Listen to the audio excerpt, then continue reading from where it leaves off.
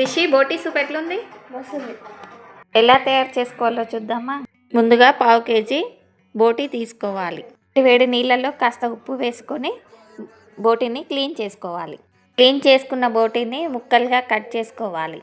Cut చేసిన ముక్కల్ని ఉప్పు వాటర్లో వేసి 2-3 సార్లు బాగా క్లీన్ చేసుకోవాలి. కొత్తిమీర, పుదీనా, పచ్చిమిర్చి, మసాలా దినుసులు, 3 ఉల్లిపాయలు తీసుకోవాలి. ఉల్లిపాయల్ని ముక్కలుగా కట్ చేసుకొని మిక్సీ జార్లో వేసుకోవాలి. మసాలా దినుసులు కూడా వేసుకొని మిక్సీ చేసుకోవాలి. స్టవ్ మీద పెట్టుకొని అందులో 1 పావు నూనె వేసుకోవాలి.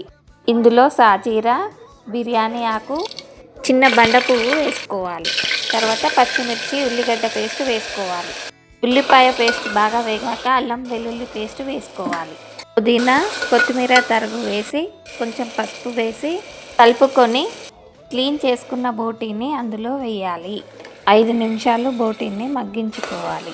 2 టేబుల్ స్పూన్ల కారం, 1 టేబుల్ స్పూన్ ఉప్పు వేసి ఫ్రై చేసుకోవాలి. బాగా ఫ్రై అయ్యాక అందులో 2 గ్లాసుల వాటర్ పోసుకొని 1 టేబుల్ స్పూన్ ధనియాల పొడి వేసుకొని విజిల్ పెట్టేసి 6 విజిల్లు రానివ్వాలి.